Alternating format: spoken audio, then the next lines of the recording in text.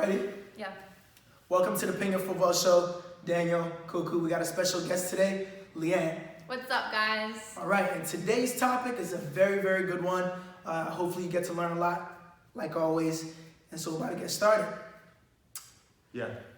So we have a friend Leanne here, and she played the game growing up. She played throughout her whole entire childhood, and now she played college and after college, and now she gets to play with us sometimes. So we thought, man, it would be a great idea to have a female player that grew up playing a sport, and that has a little bit of background that we could try to give out to those, young girls coming up, or anyone that's in high school, or even currently in college, and they just want to pick her brain a little bit. So, Leanne, thank you for coming to the center, and Ping It Football Show. We just want to start off by just asking a quick question, right? So, how was your childhood playing soccer? Well, I started playing soccer when I was 4 years old, so a little bit over 20 years since I've been playing. The reason why I started playing was because of my brother. Awesome. Go figure. He was playing, he's 2 years older than me, so I said, I want to do what my brother's doing, so I started playing soccer. He ended up quitting, and I loved it too much to where I didn't want to quit, so I just kept playing. And after that, I played recreational. Then I joined the travel team, coached by parents, a player's dad, up until middle school. And I got my first real soccer coach in middle school. He wasn't too bad. Okay. Yeah, he wasn't too bad. And then once I hit closer to high school, I ended up changing clubs. One that was more competitive and well-known nationally. And the coaches there were, I could say, a lot better than my first club that I was at. And they helped me get to the collegiate level a lot. So I started learning a lot more, I'd say, when I got to high school level. Okay. So childhood, you love the sport because of your brother and all that good stuff. But what really drove you to keep playing? What made you like the sport? It's kind of hard to explain. I loved it. I loved everything about it. I had friends on the team too. I think a lot of it was social to begin with. And I just didn't ever see myself stopping. So I just kept going. I mean, I even got asked if I wanted to quit and pursue another sport. And I had to make the decision between these two sports, and I knew deep down that I was never going to quit soccer. And So I think during your childhood you were also involved in gymnastics, right? Now, was that the other sport that you were asked to decide which one you wanted to pursue? Yeah, so I knew from the beginning I was a much better soccer player than I was a gymnast. But then my soccer coach, who was again moving away from a parent to a real coach, he confronted me and knew that I had these two sports that I was challenging myself my time, and he told me that I needed to decide and put forth my time to one sport. And I think it was in middle school, so it was kind of to that point where it made sense. 12, so like, 11, 12 years old, I think. And your coach said, make a decision, you kind of have to dedicate your time to one sport. Yeah, he said I needed to commit to a sport. And so I even remember sitting down at the dinner table with my mom, and she said, just make a list of pros and cons. And I made that list, but even while I was making the list, I said, I can't stop soccer. So I knew from the beginning it was going to be gymnastics. I felt guilty having such a quick and easy decision to make. So, so you're from Georgia. So Leanne's whole background is from Georgia. Hey, y'all! You can hear the southern accent.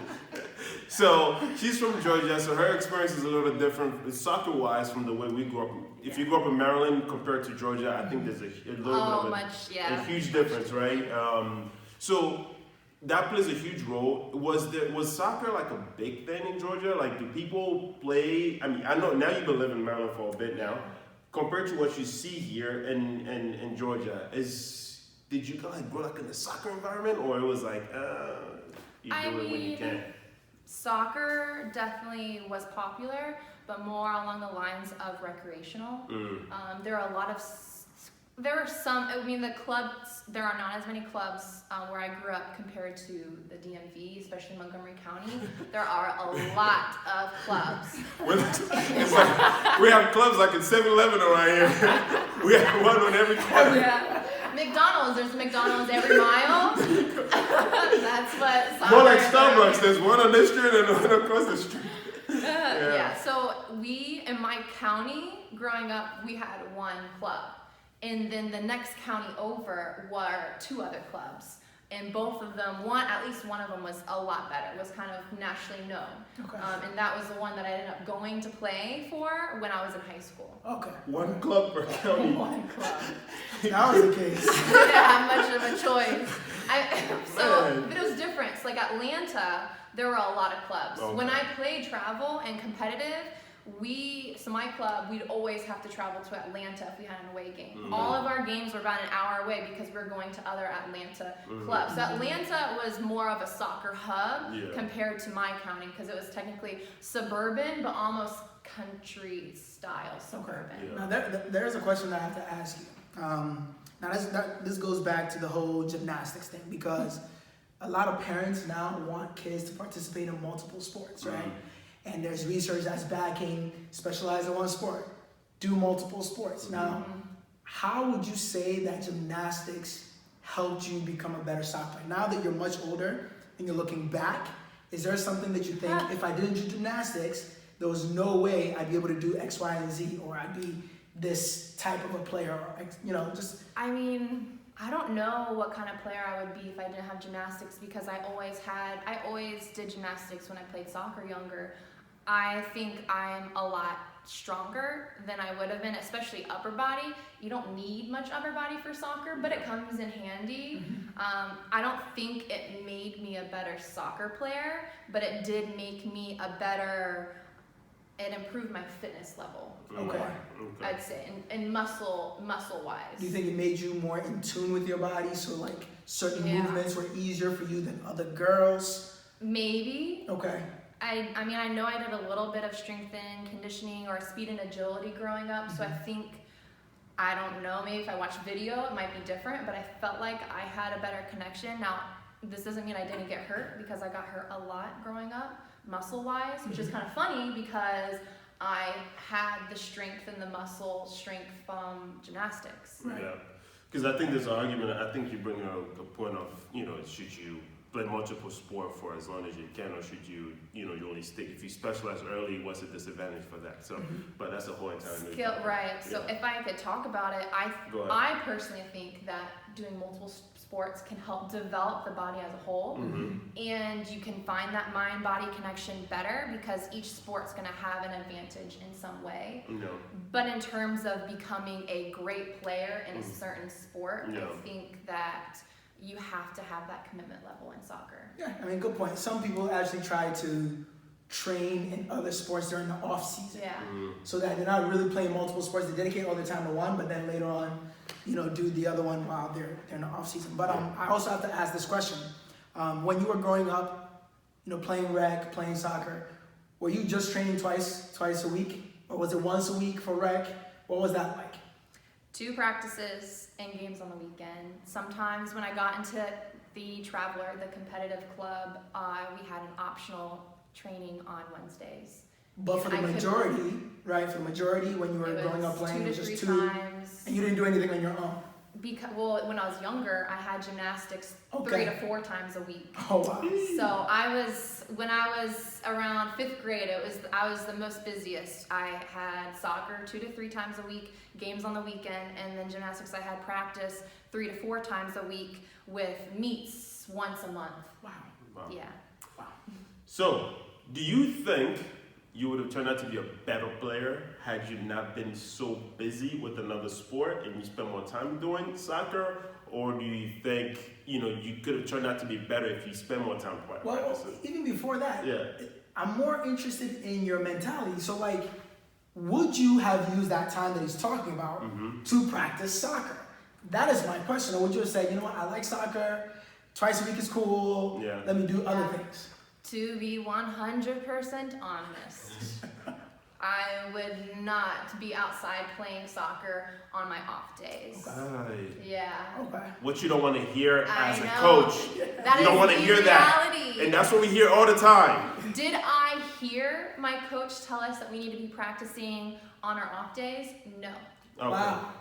Okay. They didn't really Wow. mention things. I mean, maybe they did, and they're probably listening to saying, that's not right.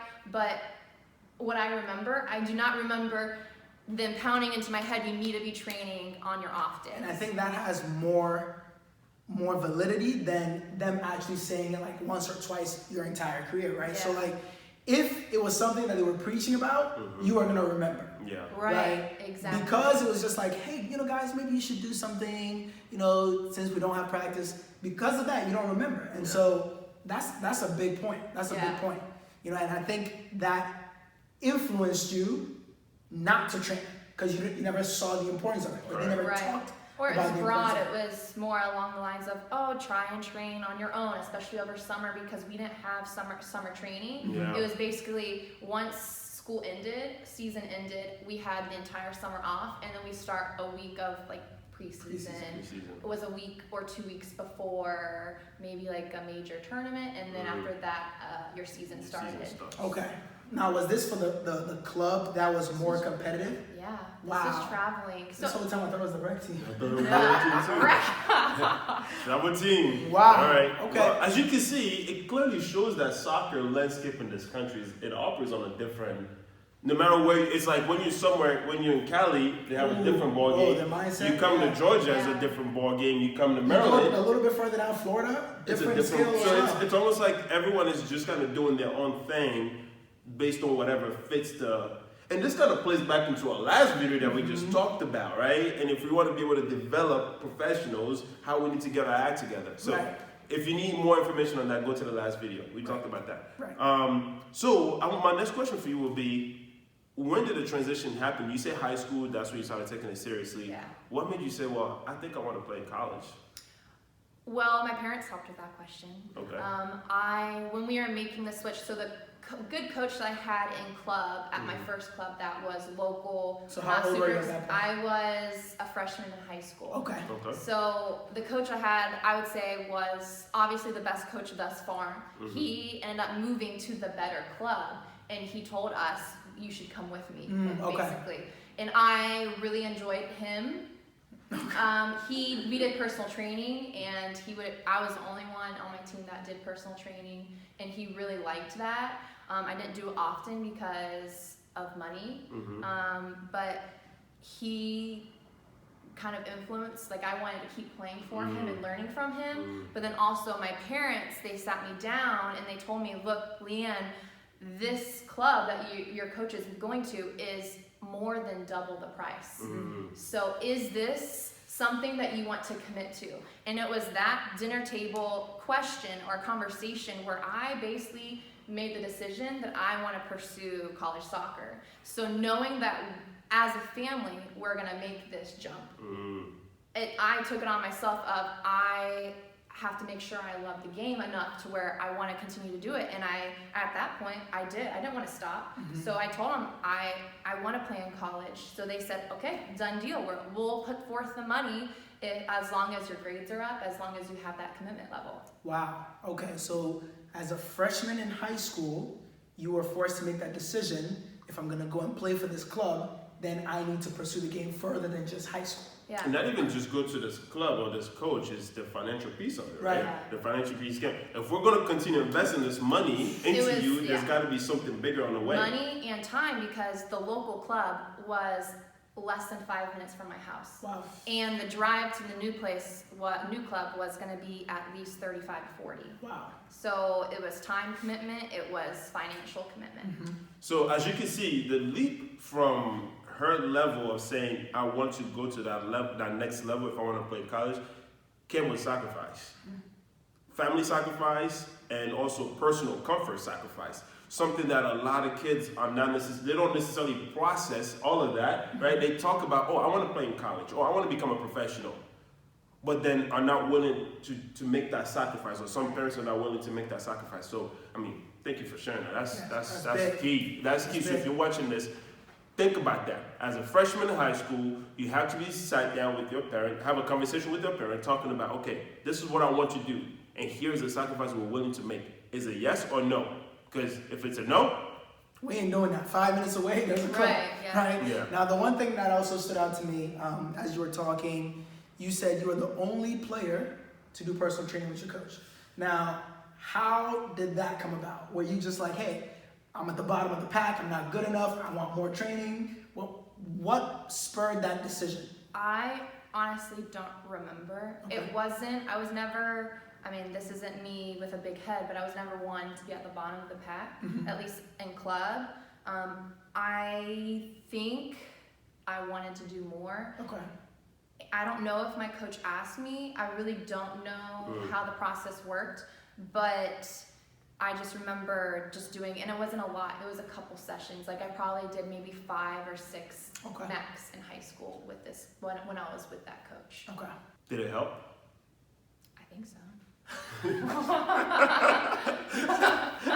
I think so. Good enough. Yeah. Okay, so freshman, you make the decision, you go to this new club, much bigger club in terms of name, right? Yes. And I'm sure in terms of competition, quality, and everything else. So playing for that club, what were some of the things that you learned, right, as you were going through 10th grade, 11th grade, 12th grade, that you think really made you to the player that you were once you got into college? Technical work, I'd say improved a lot. So the biggest thing that my coach I had, once I made the move, I switched and I had another coach for the rest of my high school career. And he had coached female soccer players before, and he actually had a team a year older than me that was nationally ranked number 2. Wow. And so there is a lot of success at What was that the name club. of this club? AFC Lightning. Okay. Yeah. Kelly O'Hara. Oh, She played there. wow. Yeah. Okay. Kelly O'Hara. Okay, we're going to tag you in this video. On the national team. There you go. So they actually helped me a lot with, pursuing the college career. My coach would tell us like, okay, this is the process you need to be doing sophomore year, junior year. You need to be emailing them in your sophomore year because they're not going to be emailing you. Send them everything about your tournaments that you're going to be going to. He even helped us. I made a soccer resume. Wow. I think I've shown either you or Carl before. Okay. It was ridiculous. I saw it maybe a couple months ago. It was so funny. Yeah. Like saying right-footed, but left foot dominant. Yeah. That is good. So Yeah. now, that was a soccer resume back in who knows how long ago, right? Yeah. But now the equivalent of that would be like a Videos? soccer video, a highlight video. Yeah. But your coach, I'm glad, kind of told you guys, hey, this is what you need to be Right. doing. Yeah. And I emailed a lot of coaches. Did it help? No, because the school I ended up going to saw me play in state cup without me even reaching out to them. And then I went to the soccer camp that summer. And the soccer camp was where she made the decision of like offering me a spot on the team. Okay, but they saw you play first. They contacted you. By accident, because right? another teammate had reached out and was interested in the school. Okay, but they saw you play, contacted you, and then you went to their camp. Yeah. Because That's big. That's big. That's really important, right? Yeah. College ID camps where, I understand colleges do it, and I'm sure some colleges, especially the lower schools, have found some gems, right, through that avenue. But it's one of those things that sometimes as a coach, if one of my players come to me and say, Coach, they say, well, this college ID camp, should I sign up for it? And I say, well, has the school seen you play? No. Has the coach said they wanted you to come? No. But if I go there, I think I'm going to make an impression. And I'm just like, that school, I think, if they want you to play for them, they're not You going would know. You would know. It won't Right. come through the fact of a college ID camps, right? Right. So Without a personal name, it's just like, hey, come to our camp. It's this day. you're just another. It's gonna you're be just- addressed to you. You're just right. another player that goes. That's part of my view. So then it's really Yeah. important that you mention that. Though you went to the camp was more so a final stamp on their decision because they've already seen you play. They were interested. They Right. invited you out, and then it's okay. Now you made a statement. Now we can take you from there. And it wasn't, just to clarify, it wasn't a college ID camp where it was multiple colleges. It was this specific college camp. Right. No, that's exactly what we meant. Yeah, that's exactly what we meant. Because I know there's college ID camps where it's multiple college coaches will come and they watch, like, and it's a 1 or 2 day thing. Right. But this was going straight to Valdosta State and only actually attending for 2 days because I had to leave and go to my own club camp. Oh. We're at that point. They've seen you, they like you, they say come. How was the process after that in terms of them saying we want you, and then to the point where you say, okay, this is where I'm gonna go? So the camp was interesting. So my mom went with me because obviously I could drive, but she didn't want me to go by myself. Right. And she told me my first day I played there, I played awful. I played absolute crap. And my mom even took me to the side. She's like, Leanne, if you want to have any chance here, you have a scrimmage tonight, you better step it up. And so I played like my life was on the line. Well, Mom stepped in. Mom, thank you. Mom Thank stepped you, in Kathy. and mom went in there. So before we even move forward though, that just shows the role of how important a parent needs to be behind the player. Because I think a lot of parents sometimes think all of it's on a coach, right? It's a coach's job. My coach is supposed to make my player better. My coach is supposed to find a way to motivate my child. The coach is supposed to find a way to do all these things. And as you can hear, Mom was there, and I'm sure Mom probably never played soccer, but she saw what horrible looks like. She knew when you did horrible, and Mom said, pulled you to the side and said, girl, come here. You ain't gonna make it if you keep this up, so you better turn it up and really step up. Leanne Bishop, you better pick it up. So I just, for parents that are watching this, if you're watching this, your role in the whole process of how your player becomes, right, or how hard they play or how far they go, you play a major role in that. You are a key player. So just don't think it's all on my player and the coach. No. It takes a whole entire village to make this happen. Back to you. I mean, and the coach isn't gonna have enough time. If you're not gonna perform then they're not gonna expect you to perform during a game or tournament when it matters. Yeah, so they have so many other girls that they're looking at. They're not gonna waste their time with you and try to motivate you. If you're gonna show up, then show up on your own. Thankfully, I have my mom to help me show up. So for me, it's like a tryout, right? Yeah. For what you've always wanted to do. Yeah. It's like, this is your moment, go out and perform. You've got one game, whether it's 30 minutes, however long the game is, do the job. Yeah. And if you can't find the motivation to perform, that's a problem, right? And I'm not gonna say a word to you. I'm gonna say that's not the player we need, period. And I'm gonna move on. Right? So I'm glad you made that change and you were able to perform. So now they've spoken to you, we want you, what do you do? She told me that night after I played that scrimmage that she was interested and she would keep in touch, and she ended up, contacting me later on when I was home, offering me a position. Thankfully, I got just a small little piece of an athletic scholarship of what she could offer me, which was great. And then I actually had another school that I was talking to that I didn't want to make a rash decision. So I told her to give me some time. And even like my parents again were a huge help because they kind of calmed me down because they were like, Leanne, don't just jump at the first chance you have. Just be patient. You have plenty of time. Making the decision now isn't going to affect later on, because by that point it was September, maybe August when she offered me, and I had plenty of time. It was my senior year. I had up until the next year. I told her to give me some time. She kind of understood, gave me kind of like a deadline of when she needed to know by, which is understandable. Fair. So I talked to the other school that I was interested in and told them like, hey, I have a team interested or a school interested. What do you want to do and what do you want to play it out? So they ended up taking me in for an official visit. I don't think I should say this, trained with them while the coaches weren't there, just so they could see how I'd play with the team. At the end of the day though, the coach kind of seemed like she was playing games with me. I ended up saying, you know what, I think Valdosta State is the fit for me, called up the coach and told her that I accept. So all of that, hopefully, again, you're watching, this is some really good stuff for those of you, young kids that are watching this and seeing how the whole process goes. throughout this whole entire thing, you shouldn't just rush, right? One thing she was saying, there was no rushing. Everything was like, okay, let me be patient. Let me take my time. Let me talk to my parents. Let me make sure that we are making the best possible decision here. It is very important. One thing I always say to players, that it is important, the environment that you're going into. Just don't say, well, I want to play college soccer, let me go wherever I want to go, just because you want to play college soccer. The environment matters, right? The environment matters. Daniel will tell you that. The environment matters. I will tell you that. The environment matters. There are plenty of colleges out there.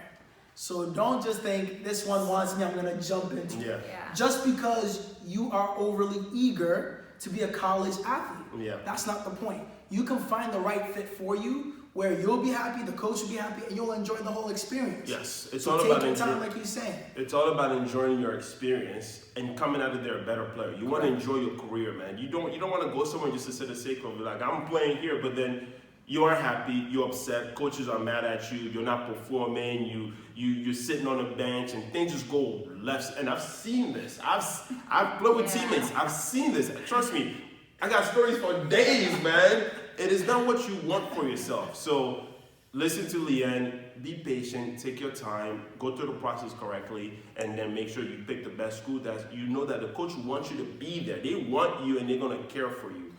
So after that, now you got into college. Tell us your experience about playing. Now I want to hear the true experience. So like, while you're telling us this, make sure you add what your mentality was like what you were thinking throughout this process. Yeah. When things were going well, when things weren't going well, how your training was by yourself with the team. Make sure we get all the details because we want our viewers to get almost like an experience through your story. Yes. Okay. All right, so with college, freshman year. Going into my freshman year, so summer before. Yeah. The reason why I also chose the school that I went to was because it was the first season was going to be my freshman season. So before you, they didn't have a college They were team. creating it. So my freshman year was the inaugural season. Okay. That's cool. A reason for choosing that was my main goal in college soccer was to actually play college soccer. Right. I didn't want to go to an amazing D1 school and sit on the bench. So what division was Valdosta State? It was Division II. Okay. I was realistic with myself, looking at schools that D1, maybe I had a chance, but I wasn't going to see the field for at least 2 years. I didn't care about the school that I was going to. What I cared about was actually playing the game. Wow. So I knew D2 was a fit because D3 doesn't have athletic scholarships, and I wanted to get some sort of, or try to get some sort of athletic scholarship on top of it. So I had that motivation of, this is a brand new team that I had a shot to play a lot. Right. And so going into that summer, our coach, she was ruthless with fitness. She said, you better come in fit. She sent us a plan my freshman year, going into my freshman year of fitness. I still have, and I can show you, I still have 2 years of summer workouts in my bedroom right now. And I looked at them actually today when I was cleaning out one box. You know the crazy thing is? I never passed a single fitness test. I couldn't do it. That was one motivation right there because I don't feel fitness testing was, it's like PTSD right now thinking about it. All my friends and I just joke about driving in the car and you just hear this beep noise because you've done the beep test so many times. Oh my goodness. My goodness, man. Yeah. So the fitness test plan that she gave you, I'm sure that in itself set the tone. Yeah. It did. You knew what you were getting yourself into. And the things that I was doing in that plan, I could barely do. And so thinking to myself, I bet some of these girls are doing this right now with ease. That's not good. So I did the entire fitness program. I worked my butt off the entire summer. Every single summer in my college career, I worked my butt off because I have always been one where it doesn't come easy to me. With school, I had to work for my grades. I got A's and B's. I was thankful for the B's, I was thankful for the A's because I had to work. I did every single homework, I studied, and I'd still do bad. Same with sports. I was not the fittest. I had to work to be fit. And I knew and I honor them and I respect them. I had players, teammates that would come in not doing a single, maybe the last month or 2 weeks, they would start training and they would come in and they'd do better than me on the fitness test. Listen, for a good 90% of the kids that are playing sports now, majority of them can't say they're the top of the pack. There's only very few that are there. Only very few. Yeah, the top. You know what I mean? Just, The one. they're there. Just a very few. So if you're listening, as you can hear Leanne say, listen, she's being honest and saying, Yeah. I was not the best. I was not the best in school. I was not the best in sports. But guess what? I had to earn it. And I worked to get it. You know, so you have to put in the work. That is key to all of this. So I'm really glad you're sharing that because people need to hear that. Yeah, and then knowing, so I've seen you play now, because we always play together, you know, we train together, that sort of thing. But from what you said, that you had to be honest with yourself to really assess and say, I don't think I'm Division I material, and I'm sure I can go and play, but I don't want to go and sit on the bench, right? Yeah. Looking at you now, I know girls that I play with, you know, that played soccer at Loyola University, that I'm like, you could have definitely played Division I, you see? So that's one thing that, yes, assess yourself and say, you know what, I would be able to start here, but you can take your time and really do the research and find, whether it's Division I, Division II, or Division III, a school that you know you can play at for sure, right? So even if it's a low-level Division I, you can play there. Now, assess the whole experience. What division are they playing? Not what division. What league are they playing in? Are you going to enjoy that league? What are the players that are already at the school? So a lot of things go into making that decision. But the biggest one I heard was, you know what? It was going to be a brand new program, and you pretty much had a chance to pretty much set the way for everybody else that came. Everybody had a chance, and I really liked that opportunity. One thing also you mentioned is the honesty part of it. I think players now that are watching this, or parents, I think nowadays, us being coaches, right, we hear this all in the coaching world all the time, is that the minute you're honest with a parent, and all the coaches have the same issue, or they don't want to hear it. Everyone thinks their kid is the superstar. Parents have blinders. Fact. You know, they think the kid's a superstar, right? No, go to your coach and say, give me an honest assessment. Where is my child? Where does my child stand? My child wants to achieve X. Do you think it's realistic? Thank you. Just my feelings may be hurt, but tell me, is this real? Can they actually achieve this? If the answer is no, then what can they do to get there? Give me an honest assessment. And if you're a coach watching this, take the risk to be honest. That is something that I've learned more into my coaching career, and I'm more comfortable in now, where I speak my mind, knowing that, you know what, you're not going to like it, but at least I know I told you the truth. Correct. You may not like it, but I know I'm doing you a favor. So, yes, you want to hear more about your experience. Okay, so preseason. Right. Preseason testing. Again, PTSD thinking about it. But we had to do 4 300s, 1 minute and 1 minute rest. We had to do a beep test. We had to do a ball shuttle, basically suicide 5 to 25 within a certain amount of time.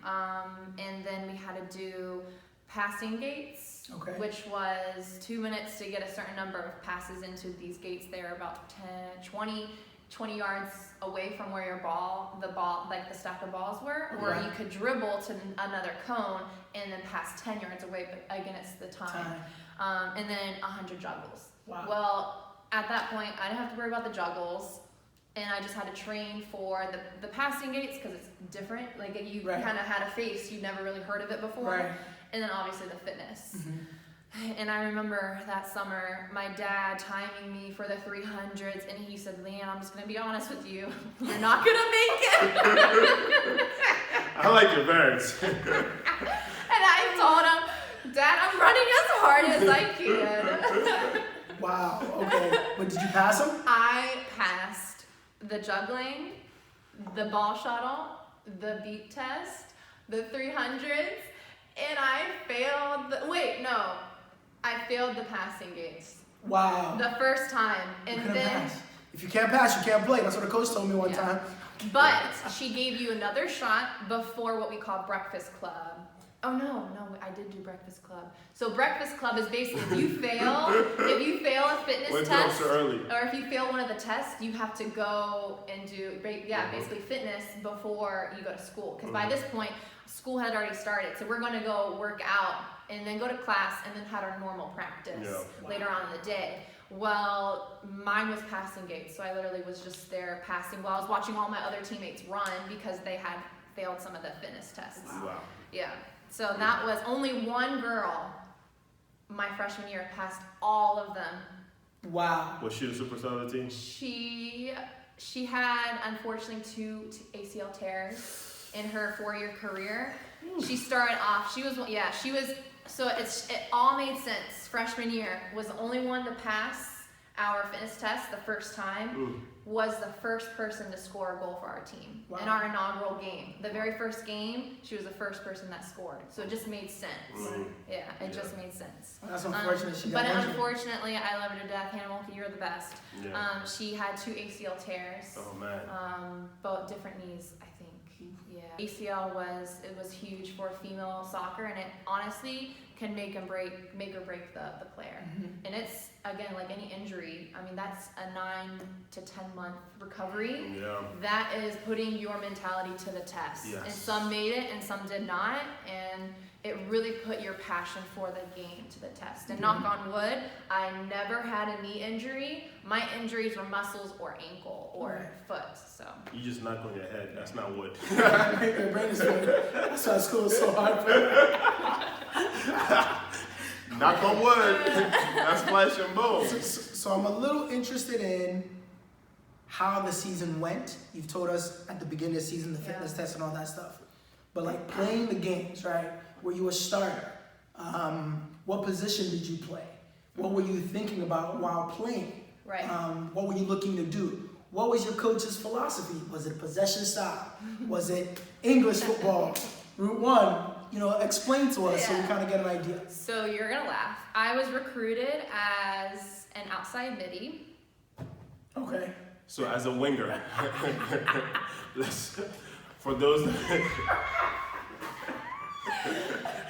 No, I didn't hear the word winger until you guys.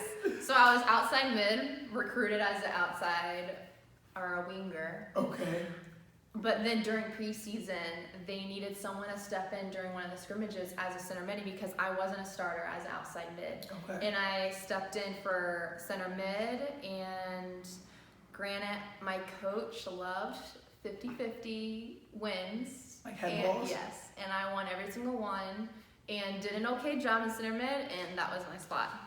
Listen, I'm going to stop there right there. That's good, right? But remember, and I always say this as a coach, right? You see a lot of kids that say, well, they ask you what position you play. I only play striker.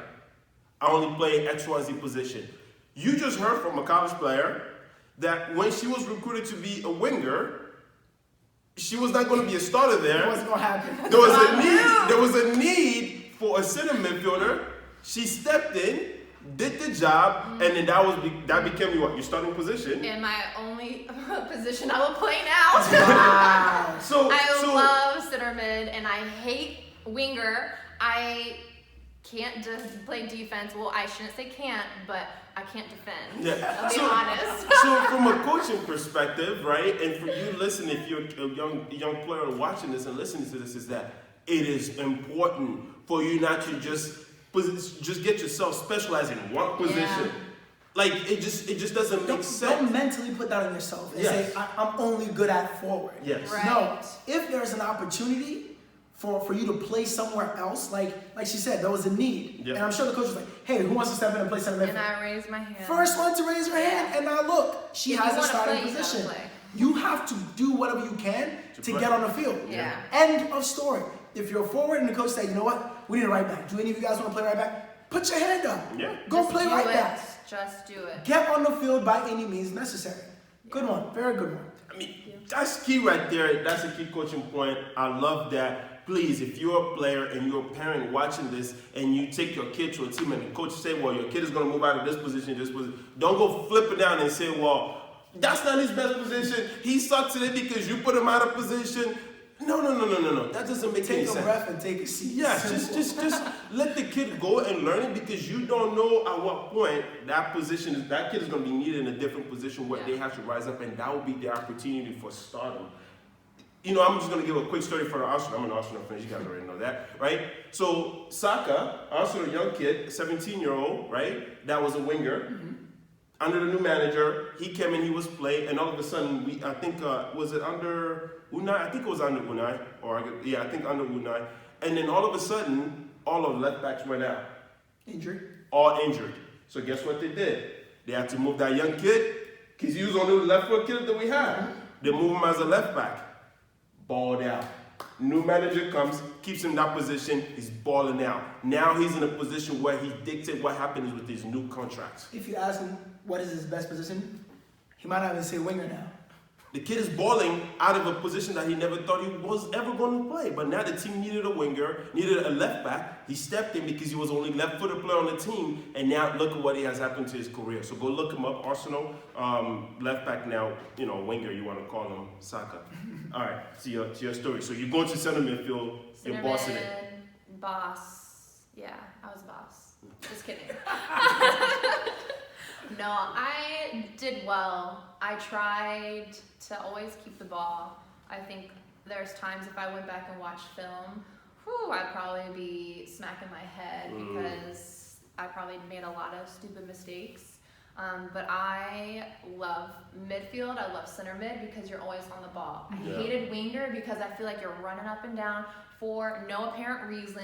If I want to do fitness, I'll just go run on the street. I want the ball at my foot. I want to be part of every single play. Yeah. Awesome.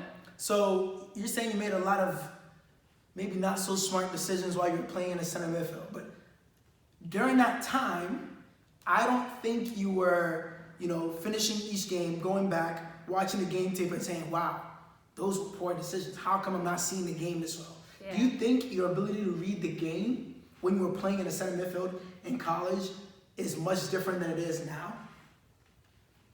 Yes. I think I didn't understand the game when I was in college. I think when we watched film, I didn't know what to look for. And we only watched film as a team. Mm-hmm. And so our coach would only touch on certain pointers here and there with certain players. And there wasn't really one-on-one feedback for me. So I never really saw what I could do better at. She never took us aside individually. And I never even, it's not her fault, my coach's fault, it's also mine, partially mine, because I never reached out and said, hey, what do I need to work on, or what do I need to improve? Can I watch film? Can we go over it together? I only cared about what I needed to do better on if I wasn't getting enough playing time. So I think it's always important to stay on top of it and always reaching out to see what you can do better on, or even self-reflection, reflecting on each game, maybe asking for the film yourself and taking the time to watch yourself as well. Okay, and then so you're a center midfielder, but center midfield is only fun when you're a possession team. Okay, in my opinion, right? Center midfield that's when you're on the ball the most. Mm-hmm. So what was the style of play for your team? My first 3 years, we were direct. Wow. Yeah, I think we played a lot of direct balls. Our kickoff, you will laugh. One time, my friend and I, who played center mid together my freshman year, we passed the ball back during kickoff or the restart, and we got in trouble because we didn't play a direct ball to the corner. Wow. We got yelled at. But so we were more direct. It wasn't always just long balls. Mm-hmm. So I think I excelled at trying to find penetrating balls as well. Mm-hmm. So through balls, I at least grew in my college career of trying to keep it. Okay. Now, in my junior year, I didn't play much. In my senior year, we had a new coach, and her and I saw eye to eye very well, so I had a lot of playing time. Now, she didn't see eye to eye with other players, so there's a lot of mixed relationships there, but she wanted to play. She wanted to play more possession, and that was my style of play. And so that's why my junior year, I didn't play much, because I got to the point where the coach at that time and I didn't we didn't mesh. I didn't want to play her playing style, and she wanted to play that playing style. Mm-hmm. So my question for you now is that, so I think you mentioned a little bit of what I wanted to go through is some of the hardships that you went through as a college player. Yeah. What were they? How did you overcome those? What was your mental state like when you were going through this? At any point did you ever say, you know what, I want to quit this. I'm done with this. I don't want to do this anymore. So I want to know, like, what are some of the hard things that you went through? What were some of the hard experiences of being a college athlete or college soccer player? It started before college. Okay. I got injured a lot. I have pulled both hip flexors. I pulled my quads multiple times. I pulled a hamstring, a calf, glute, other hip muscle. I've had a herniated disc in high school that put me out for months. I had just ongoing, this started in middle school, and I just had so many different injuries throughout the time that I think helped me continue to keep pushing. That those injuries might have set me back, but it made me work harder to want to continue to play the game. Okay. In college, I had a couple of muscle strains. I had a pretty bad one my sophomore year in my hip flexor. Somehow the athletic trainer told me I needed to go on crutches. Never thought a muscle pull would put you on crutches, but it got to the point where she said I needed to stay completely off my leg, that I was on crutches for a muscle pull. That limited my play towards like the second half of my sophomore year, but I still played a good amount. My junior year, again, that was the point where my coach and I didn't see eye to eye with the style of play. She had other plans, she had other players that she would prefer over me, so I didn't see the field. And then eventually during that same season, I ended up getting a stress fracture in my foot and put me in a boot, and I was out the rest of the season. Wow. So that one was a big one. That was my first bone break or fracture, and that one was hard too. And then after that, it took a little bit to work your way back, and again, it's tough. So I hear the which part of it as players you're gonna get injured, right? There's injuries that are gonna happen, and you're gonna have to deal with that, the mental side of it, like you mentioned earlier. But now, one of the things that I really want to press in a little bit, I want you to talk about is, one, you say you didn't see eye to eye with your coach. So the question is, did you ever express that to your coach? Did you guys ever go back and forth? Was there a confrontation? And then other things, did you ever have any issue with any of your teammates on the field? I'm soccer related, I'm not saying off the field related issue, but I'm saying on the field related issues. And as a player, now you're coming in from high school, you're in college, and you're dealing with some things that you probably never dealt with when you were in the club. So I want you to just dig a little bit into that. With the coach situation of her and I not seeing eye to eye, something I think over the summer happened, and I don't honestly even know what happened, where I was playing a lot my freshman, sophomore year, and then nothing my junior year. So something had happened. I asked her what I could improve upon. Honestly, I don't remember what she said, but I knew with how she was saying, I just knew that I wasn't going to be seeing playing time. I just knew that her mind was never going to change. When she'd look down on the bench, she would look at me and then look past me. And I just knew that I wasn't ever going to play. I always was respectful to my coaches. I am a people pleaser, especially for soccer. If she told me to do something, I would always do it. And my dad would watch me play, and he said that me being a people pleaser honestly made me a worse player. Because there's times when I was attacking, like even one game he watched, I was attacking, ended up scoring a goal to tie the game, and she told me to hold back and defend, and he said I just stopped. And I didn't push at all, and he said I completely changed after that. So I think, again, I try to be a people pleaser, but again, if she already had her mind made up. So it was really hard. And I would remember sitting down with my parents, and they'd ask me, do you want to quit? Do you want to stop playing soccer? And they even told me, they're like, we think that she's doing this to try and get you to quit. And I looked at them with tears in my eyes saying, I am not a quitter. I will not quit even if I'm not playing the sport. So no matter what anybody's going to do, I will see this through till the end. and it is what it is. I look back, and that year was the hardest year for soccer of my life, but thankfully my senior year was one heck of a year, and I enjoyed every minute of it. We won conference tournament with my team, the only time that they've ever won. So that was an awesome ending to a great career in college, even with 1 year of being kind of some challenges. Yeah. I mean, I really like that part, the challenge that you had to go through, and then the fact that you stuck through your commitment. Yeah. And that's one thing that is key, because now we're in the youth side of things, and we haven't coached college yet. The things you see also all the time is that, well, I want to quit because things are not going my way. I mean, we hear that all the time. I'm not getting enough playing time, so guess what? I want to quit. Right. Or the coach doesn't like me, I want to quit. But instead, you said, even though when your parents give you the option, they were there to back you and say, well, if you want to quit, Right. we get it, we understand it. Yeah. You looked at them and said, no, I'm not doing it. I'm going to fight through this one. Because, it just felt like if I were to quit, that she would win. Like, that's what it felt like at the time, and I could be way off base. Yeah. And, like, she could look back and not even, we might be thinking of a different time, and I could be having one perspective, she could be having another. Yeah. But that's how I felt. If I were to quit, that would be me letting someone else win, and I wasn't going to let that happen. Yeah, and that is key. I mean, that's again another good advice for young players out there. You're in the sport, just because a coach doesn't, you and the coach don't see eye to eye, it's not a time for you to quit the whole entire sport altogether, or for you to jump ship, especially if the coach hasn't done anything in a way where it was so obvious that they hate you, or they told you, or they say, well, have a conversation, go about it a different way. Yeah, but even in her situation, this is the same coach that you played for, Recruited freshman and sophomore year, recruited you, right? Really favored you, right? In terms of liked what you were doing for the team, the position you were playing. All of a sudden, you don't know what happened. Now her mindset changed, right?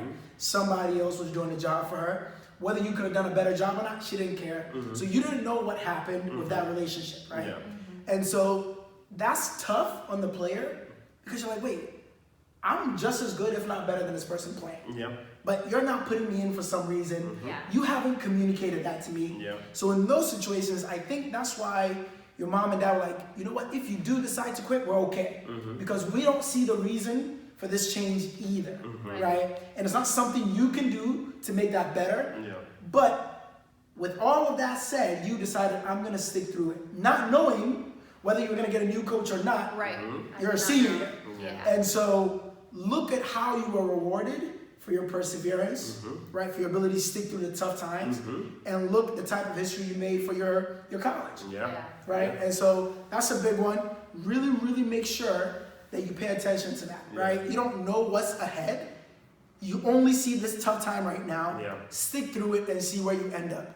Maybe the other side is way, way better than what you could have imagined. And worst comes to worst, you learn to be tough and resilient through a situation that you had no control over. So you get something out of it. Even if the new coach never came in, you never played, you just learn how to toughen yourself through a situation that you have no control over. And that is so key to the real world, right? That's what we go through in the real world, in the job world, and whatever it is, that's what happens. So anything ever happen between you and your teammates where you're like, I don't like you, I don't want to play with you, and then on the field you got into an argument, like anything ever like that happen? Girls are different than guys. Very true. Yeah. And to be honest, you said this at the very beginning of the show. You were like, you continue to play soccer because of the social aspect. Yeah. I hear that a lot on the girl side. Yeah. Yes. So much. Obviously, you girls are different than guys. You're wired differently. But I hear that so much, and it's hard for me to understand why that's such a big thing. Yeah. But for you to mention that, knowing how you are now, really then tells me, yo, this is not a joke. Like this is really how girls view the game from the beginning. At least from the beginning, yeah. So go on. So the girl mentality, I'd say, than guys is very different. I know there's probably been physical fights and during practice with some guys. Guys go hard. For me, I never got into an altercation with a teammate. on the field, it didn't happen often. Maybe the captain yelling at the team, or like we'll all yell at each other and telling us to step it up if we're obviously. So it's playing always like positive for you guys. Yeah. Like, hey, pick it up. It wasn't like, come on, hey, stop giving up all the way, you suck. You know? There was maybe one time during a game that one player kept making the same mistake over and over and over and over again. And the same thing happened the start of the game. The first couple minutes, she made the same mistake. And my friend and I, who played in center mid, the captain, we both started yelling her at the same exact time, said the same exact thing. And she looked at us, she was like, okay, geez. So it's more like girls, unfortunately. I think you guys can agree, we're kind of catty. We kind of talk behind each other's back. We'll talk crap about you, unfortunately, behind your back. And we won't say it to your face unless maybe it's finally built up. Yeah. But at the end of the day, like, I loved every single person on my team. Yeah. I think that they all gave something to the team, and so many of them had a better mentality than myself. Just some of their mentalities were incredible. They could persevere through anything. Some 6 a.m. workouts where we're running the beep test or doing some sort of fitness. I went to bed early because I knew it was coming, and they did not, maybe doing some other things. And they would show up that morning and they would do a better job than me. And they would get the job done. So awesome. I always respect that my teammates. I think so many of them had such a great mentality, and their effort, their hard work was always on point. And so you can't really get mad at people like that when, even if they make a mistake soccer or skill wise, the hard work always made up for it. And my coach, the one that recruited me, she had a quote in our locker room that said, hard work beats talent when talent's not working hard. And that quote's always stuck to me, that, I take pride in some of the skill that I have, but if I am making those mistakes and the skill's not working, the least that I can do is continue to work hard and to never give up. Okay. So I'm going to ask you a flip side of that conversation. How were you a good teammate to your rest of your team? Like or how were your teammates good to each other? Like, I want to hear specifically maybe what you did to make sure that you were a good teammate to everyone else, and you were not the guy. I think there might be some teammates that might say different things about me, but I really try to be positive in a situation, because for me at least, I knew when I messed up. I didn't need someone to tell me that I messed up, because I'm hearing it from myself and I'm hearing it from my coach. I don't need a teammate to tell me and another teammate to tell me. I know when I messed up, so I need more of that encouragement. So I gave what I needed as well. So I was always very encouraging, motivating, at least tried to be. I mean, there's times when maybe you get frustrated, but I felt like most of the time you have to push your teammates in a positive way and just reward them and cheer them on when they are being successful. So times when I was not playing and I was on the bench, continuing to be positive for the girls that were on the field, because they are my teammates. That is my team. Like, I'm not going to just build a wall and say, I don't care about you because I'm over here and you're over there. I wanted our team to be successful at the end of the day. Good. That's very good stuff. That was positive. That's very good stuff. For you to take the one thing that I also heard that I want to make sure you guys picked up on was that even though not every player had like a major contribution on the field, each player, you said, from your perspective, has something to bring to the team. Right? And honestly, only 11 players at a time can play the game, right? Can only be on the field at any given time. Correct. And so you guys that are not on the field, you have to find some way to contribute to the whole outcome of the game. So whether it's cheering on your teammates, whether it's being positive, whether it's really watching the game so that when you get in, you can figure out, hey, this is what we're not doing well, this is how I'm gonna add to it. So it's never just the starters. It's never just about the starters. It's about the whole team. So regardless of where you find yourself, as a starter, a support player, on the bench, practice player. It doesn't matter what your role is on the team. Just know that you contribute just as much as everybody else. Exactly. And if you're not, you shouldn't. Period. Yeah. Right. So I guess we can go through college now because it seems like we've gotten a lot of your experience with college. It seems like things went, you got the good side, the bad side, and all the positives. So now you're out of college. How do you view, let's look backward now from all of that, from turn around and look backward. From a player perspective, you know, a college athlete, a youth athlete, we just want to hear a little more. What do you see now if you look back? Well, what I see now is completely different because I kept playing after college and the people that I played with changed. So I grew up playing with girls or females or women, and at the end of the day, majority, maybe 85, 90% did not watch the game, unfortunately. And we'll probably talk about that a lot. Yeah. But after college, the friends that I gained sitting here, the people that I've started to play with, really pushed me to become a better soccer player. Now, fitness might be different because obviously we're never going to be as fit as we were in college because you're playing every single day for multiple hours. Speak for yourself. That's still my goal. I'm with her. I'm with her. I will never be as fit as I was in college, and I will admit that. But my brain, my skill, my overall soccer mind and play, I think, has developed to become better than I was in college. How would you rank it? I want you to give everybody that's watching this like an idea of how you saw yourself in college and how you see yourself now. If you had to put some numbers to it. I mean, my mind is working from what I know now compared to college. I didn't know anything in college. I just played the game because I loved it. It was fun. I was competitive. I wanted to win. It was fun to pass the ball around, but now I play with a purpose. I play because I want to get touches on the ball. I want to play good football. I want to pass. I want to connect. I want to see goals that are purposeful because of the way we attack, the way we built up our play. So I think that's really been the change I've watched as the most soccer I've ever watched in the last couple years, and I have in the 20 years that I played soccer in college. I mean, the only time I watch soccer would be the World Cup for men's and women's, and maybe the Olympics, but that's every 4 years for both. And I would only, for women's or men's, I would only watch the USA play. I didn't sit and watch, sometimes I'd watch other games, but I was only more specific in cheering on my country, not about trying to learn about the game. Whoa. So that's big. That's big. And so if your understanding of the game in college, how would you rate that out of 10? Your understanding of the game in college?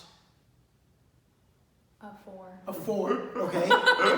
Okay. So you understood the game at a level 4. And you played a certain way because of that, right? Yes. Now you're understanding the game. How would you rank that? A 7. A 7? Okay. And you're being modest because you're comparing yourself to how well others understand the game. And that's different. So if I was to compare your understanding of the game to a lot of girls that, you know, I've trained or I've coached, that I've played with, I would say you're a solid like 8.5, almost 9. In terms of your understanding of the game now. That's high. Okay. It's too bad. Too bad you can't use it anymore. So I know. And how you play now, and I'm just gonna put this out there. So when I'm training, or you know, we have a co-ed game or whatever, your understanding of the game is far beyond any other girls on the field. Okay, in terms of understanding when to go forward, when to come back, knowing the situation, all of that makes the game much easier for you and your team, right? Now, if you had this type of understanding, this level 9 or 8.5 in college, how do you think that would have affected your development, how much more you contributed to your team, and all of that? I wish I could go back.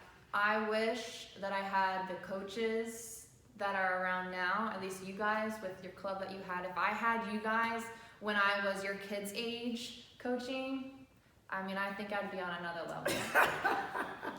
You know what that means? Remember, I told you I had a parent coach me until I was in middle school. Yeah. So the most important years of development in getting the skill down at least with, you know, the understanding of the ball to your foot and the body movement, I didn't start that until maybe high school. Oh man, that's late. So just, yeah. For soccer, that's late. Teenage years, it's very late. So I think if I had the people that I have now in the beginning, I would be completely different. Wow, that's big. So, you know? So if you're watching this, you have to understand that her understanding of the game improved by watching the game. Yes. So watching every 4 years wasn't doing it. She's watching the game every weekend, sometimes 4 games a weekend, you know, depending on which teams are playing, right?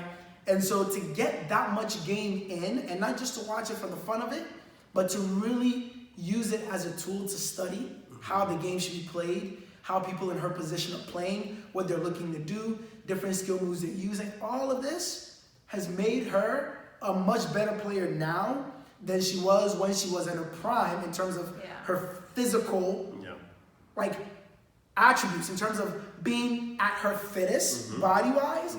But now her mentality, her understanding of the game, way far beyond that, right? You have to take that into consideration if you're young right now, and if you're playing the game, you're looking to go play in college. You know, and another thing that I took away from what you just mentioned is that it is important for kids to have the proper coaching when they start to play, when they start the game, right? I've always believed that, you know, I think, honestly, if we have to do it, if parents wants to coach, I think they jump in coaching from when the kids are young, and then once the kids reach middle school, then all of a sudden they say, well, now it's time for you to go to a bigger club or to a better coach. I think it should be the reverse. I think kids should start off with coaching, proper professional coaching, and then parents should jump in later on if they want to. Maybe when, you know, high school, middle school, if parents feel the need to coach. But unless you're a parent that's knowledgeable about the game, I do think that kids should start. Because now you got to high school when you're trying to take this sport seriously, and you've been lacking all these fundamental things that you should have learned when you've been playing all years around. You've been playing the sport for a lot of years, but you ain't getting the point. It was kind of like a waste of time. It was almost like a waste. You developed the love and the passion, but the talent and skills were lacking a little bit, right? So now another thing you said, watching the game has helped you to improve so much. How do you watch the game? And tell another person, the kids that are watching right now, why it's important. You heard it from Coach Daniel, but I want you to tell them, so you hear exactly from you why you're a better player now than you were before, and if you know what you know now, you would have been a better player, I guess, in the past. You know, to make the connection, I think if you play soccer, you've probably heard time to time that a coach might have said, you know, we might have lost this game, but I thought you guys played well. I think that goes the same for watching the game. That unfortunately in the United States and for myself, growing up, all we cared about was the score. What people want to see is goals. They want to see who wins, who loses. That is it. So the way that I view the game now is I don't really care about who wins or who loses. I don't mind watching the goals because that's fun, that's interesting, but it's the way that those goals occur, the build-up, the passes, the movement, especially I still play a little bit, that I still want to see a center midi, so I'll watch center mids play and see their movement, watch a 6, watch an 8, see how it differs, because those are the two roles that I will usually be playing, and see how one is holding a little bit more than the other, watching the movement. Wow.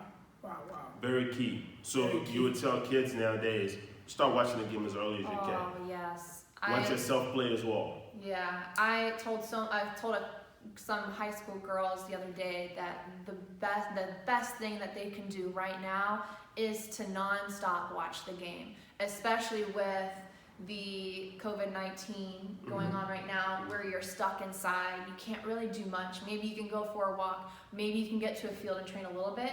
This is where you can take advantage of that time, unfortunately screen time, and watch the games. Rewatch old games, watch the highlight videos on YouTube, even watching some skill videos on YouTube, because for me, growing up, if I wanted to go train on my own outside, I didn't know what to do.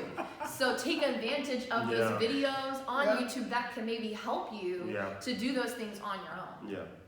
Yeah, 100% agree. And so, if even with all of this, you don't really still understand how to watch the game and benefit from it, find somebody that understands the game well enough and watch the game with them. Listen, reach out to us. Reach out to me. Reach out to Coach Daniel. Honestly, reach out. Reach out to me and say, hey, you know what? Help me try to break down the game. I don't mind. I will do it with you. You don't need to pay me for free so I can help you. That's it.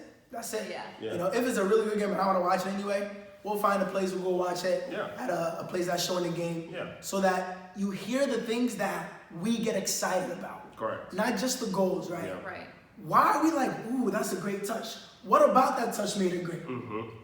Why is that 6 balling? Even though they haven't scored. Right? So different things that, you know, experienced players, coaches get excited about. You have to know why so that you can really start doing those things on the field. Correct. But that's so big. I think that's probably one of the biggest takeaways you can take from this whole thing. Watching the game, gaining that understanding early on, being passionate enough to continuously watch the game as a tool to develop is big. Now imagine if she was doing that from the very get-go. Imagine what should have been today. Man. Baller. Should have been a baller. she's a baller now. After college, she became a baller, but she would have been more of a baller back then. Did you ever think you wanted to go pro? No. No. I mean, I always thought about how cool it would be, but for me, my setback was the connections, the people, the coaching, but also my body. That I had all of those injuries, that in college I had a lot of injuries that I didn't even mention to you guys, that by the end of my senior year, when we made it to the national tournament, my feet were just hanging on by a thread. That my body was breaking down, and it was getting to the point where my body couldn't take that high intensity training. I don't know I never figured out what it was in my diet or my fitness, because I always did try to do my own type of fitness, at least like summertime or like during the off season. But I always came across injuries, so I just felt like my body couldn't handle it. Wow. I mean, that's interesting because I'm always thinking there's some reason as to why injuries occur with certain players, right? Whether you're not stretching enough, diet like you mentioned, or overworking certain muscles, right? But I'm just still very curious, like, do you think having had a goal to play professional would have caused you to train differently, work harder in certain times, take it easy, maybe spurred you on to watch the game earlier on? I mean, if I knew it was realistic, I just, being a girl soccer player in Georgia, in the South, with a no-name club, it just, how does that seem realistic? Right, but was your passion enough that you wanted to do this as a profession? I didn't really ever think of it happening. Okay. So then, would you then now tell younger girls growing up, playing a game now, to say, you should dream to become a professional?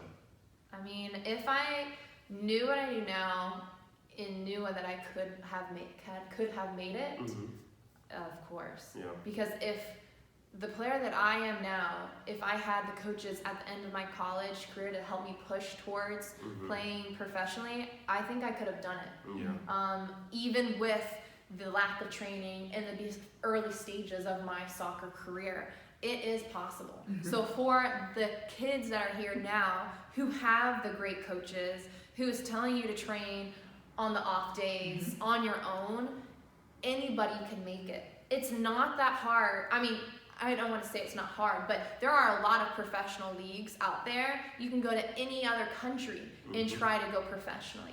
I even have a friend that you guys have met once before who has the same story as mine, went to a small D1 college that didn't do too well, but she wanted to pursue, and she found someone that helped her, and she made it. She made it, and now she's on Washington Spirit.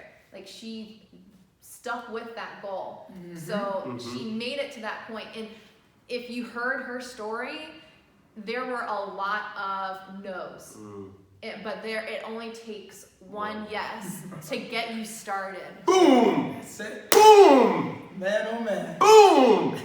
Boom! And you need to bring her in so she can tell you your story. Boom! She won't be here. And that's a shout out, Brooke. Yes. Here you go. We will have Brooke here, right? She'll come in and she'll share her story. Look, be on the lookout for that. But literally, honestly, man, if we cut everything out of this, what you just said, that piece of it, man, to me that's golden. That's the piece. That's the one that we gotta take frame and then tell kids to listen to that every single day. And right, and I love that. But it's soccer and it's in the real world. Yes. That interviews for jobs, you can't get defeated because you're gonna hear so many no's. So many. They'd be like, and Or not even no's. You don't even hear You don't anything. even- they just- They don't even contact you. not worth it. It's called ghosting. It just ghosted. Yeah. To the millennials out there, you got ghosted. Ghosted.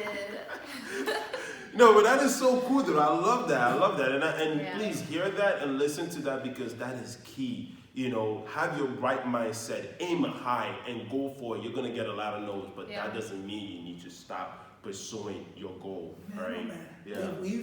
So you've never told me your whole story like you just shared today, but we've heard so much good things that we can take from this. Man, if I was taking notes, there'd be so much that I'm writing down just so I can share with people. Yeah. Like, this is not something that's only true to your story, but it's true for a lot of stories out there. Yes. Right. Yes.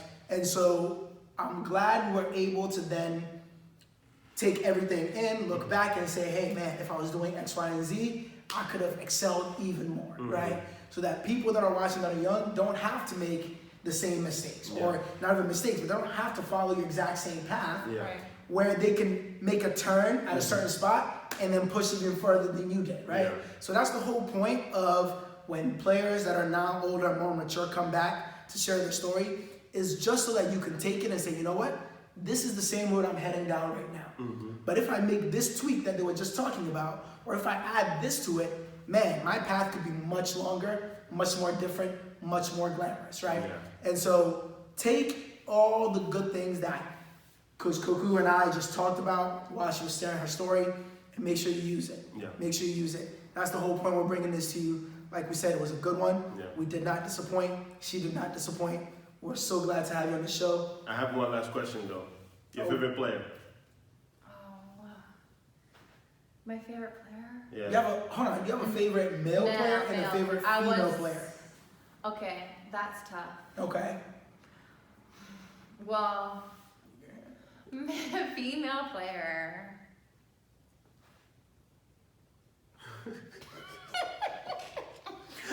I would say, and it's, I can't, oh my gosh. It's gonna be a center midi, of course, because I love center mid. You're having a hard time because you have so many that you like? I have two that I can't choose. Okay, three, so three tell that us I the can't three. choose from, Tell and us it's the three. because they're playing right now.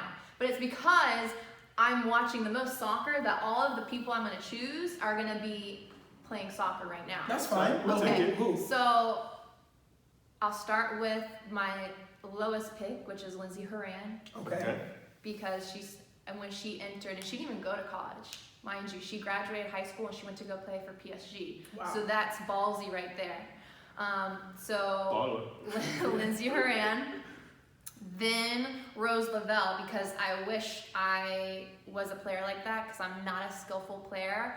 I was never really a quick player like she was, so that's kind of like I wish I was like her, but someone I can relate to, and it's not because of Carl, but Sam Ewis. That she is a player that I can relate to. She focuses on her touch and her passes. She gets the ball and she distributes, and that's who I am. And I can relate most to her, and that she's made it nationally. Like, that's who I respect most. Cool. So then you see her and you're like, man, this is what I could have become. Yeah. That's pretty cool. So it's always good to have somebody that you see in yourself as a role model, so you know what to work on. And guess The what? things that She's they're my good. age. Wow. She's my age, and I look up to her. At one point, I think you guys should just make a switch. Like, just go play. Give it a Yeah, try. okay. Give it a try. She'll look at me and laugh. So for the male players, favorite male player? Oh man. I mean, there's It's a important to lot have of both. center middies. Oh, okay. Can I name a lot? Name 2. Okay. You're gonna laugh at one of them. No, I'm not gonna say him. You ready for this? De Bruyne Okay. or De Bruyne? De Bruyne. De Right. Bruyne. Cruz. Wow. I think he's class. You Germany. are a cruise type player. See, yeah. That's you. Like him, yeah. And Have you ever seen a guy sprint? No, he doesn't. What does he have to sprint? When you know where to stand all the time, what's the point of running? Gear 1. Pointless. That just goes Yeah. to show you don't need to be fast. You don't need a whole bunch of attributes. You've got to understand the type of player that you are and make sure you clean the things you need to clean up. If you're not fast, well, your touch better be excellent. Yeah. Your vision's got to be superb. Yeah. I'm glad you shared that. That's a big one. Yeah. Kids got to know. Take it, use it, work it. So, last word. If you had a last word that you give, a last advice, last word that you will give to the crowd out there, give it to everyone, people watching, or to your younger self, to my younger self, sitting on the other side watching this. don't stop. If you have a dream, keep pushing for that dream. Don't be satisfied with the bare minimum or the average. Yeah. Don't be scared to reach out for help. It's not an excuse to say, I don't know what to do. Well, guess what? You might not know what to do, but people do, so ask them for help. Yes. And lastly, take care of your body as best as you can. And it might work, it might not work. For my body, I tried to do as much as I could with stretching and nutrition, like you said, and I still had problems, but I think so many players these days will go play a whole game or tournament and eat like crap, or they won't take care of their bodies the way that they need to with stretching or muscular strength and everything. Yeah. So I think taking care of yourself will help you to make it to that next level. Okay? On that note, I like it. just ping it! All right, let's go.